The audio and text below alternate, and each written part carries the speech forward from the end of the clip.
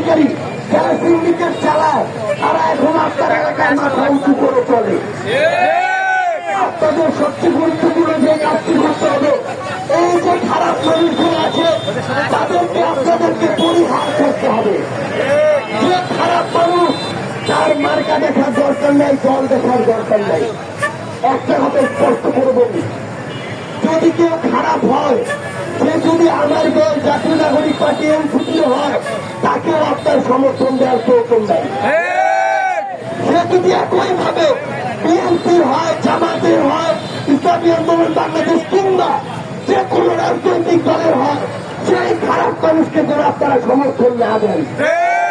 কোন একজন মানুষ যদি ভালো মানুষ হয়, সেই যে দলের হোক না কেন, তার দল থাকুক আর না থাকুক, তার মার্কা থাকুক আর না থাকুক, তাকে আপনাদের সমর্থন দিতে হবে। কারণ দিন শেষে একজন ভালো মানুষের হাতে যদি আপনার দিনাজপুরের দায়িত্ব যায়, তাহলে ধীরে ধীরে পুরো বাংলাদেশের দায়িত্ব ভালো মানুষের হাতে যায়। আর ভালো মানুষের হাতে যদি বাংলাদেশের দায়িত্ব যায়, তাহলে তাদেরকে যে আপনারা জনপ্রতিনিধি করছেন, এই ক্ষমতার অপব্যবহার হবে না। আর যদি খারাপ মানুষরা এভাবে ক্ষমতায় আসে, ক্ষমতার অপব্যবহার করে, তাহলে ধীরে ধীরে দেখবেন যে তারা আপনাদের গলা চেপে বেড়েছে। একটা কথা স্পষ্ট করে আপনাদেরকে বলি, অভ্যুত্থান পরবর্তী বাংলাদেশে আমাদের অনেক আকাঙ্ক্ষা, অনেক স্বপ্ন, কিন্তু কয়েকজন রাজনৈতিক ব্যক্তি কিংবা দুই একটা দল মিলে এগুলো পরিবর্তন করতে পারবে না। এই পরিবর্তন মাঠ পর্যায়ে থেকে হতে হবে। নির্বাচনের আগে আপনার আমার পকেটে 5,00,000 টাকা ঢুকিয়ে দিয়ে যে ভোট চায়, সে আপনার শত্রু, সে বাংলাদেশের শত্রু। এই যে লোকগুলো আছে, এরা হচ্ছে কালপ্রিট। এরা জানে এরা নিজের ইমেজ দিয়ে তাদের জায়গা থেকে নির্বাচিত হতে পারবে না, এই জন্য এরা সত্য অবলম্বন করে। কিন্তু এখানে একটা গুরুত্বপূর্ণ ঘটনা ঘটে।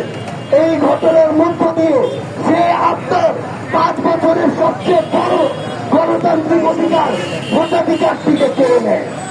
সে 5 বছরের জন্য আপনার মুখকে বন্ধ করে দেয় এবং পরবর্তীতে আপনারা দেখছেন যে পরের 5 বছর ওই মেম্বার, চেয়ারম্যান, এমপি আপনার বিভিন্ন প্রয়োজনে আপনার পকেট থেকে হাজার লক্ষ টাকা বের করে নিয়েছে।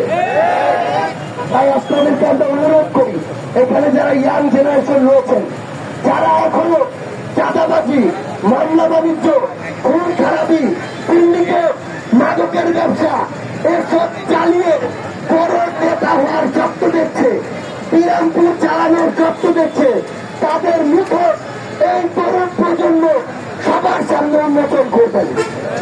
তাদের ছবি এবং কুকর্মের ইতিহাস সোশ্যাল মিডিয়ায় সবার সামনে তুলে ধরবেন।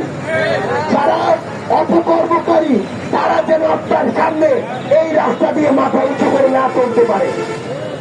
আমরা এনসিপি, জাতীয় নাগরিক পার্টির পক্ষ থেকে আপনাদেরকে এই কথা বলছি, কিন্তু আমরা এটা বলছি না আপনারা আমাদের অঙ্গ ভক্ত হয়ে যান।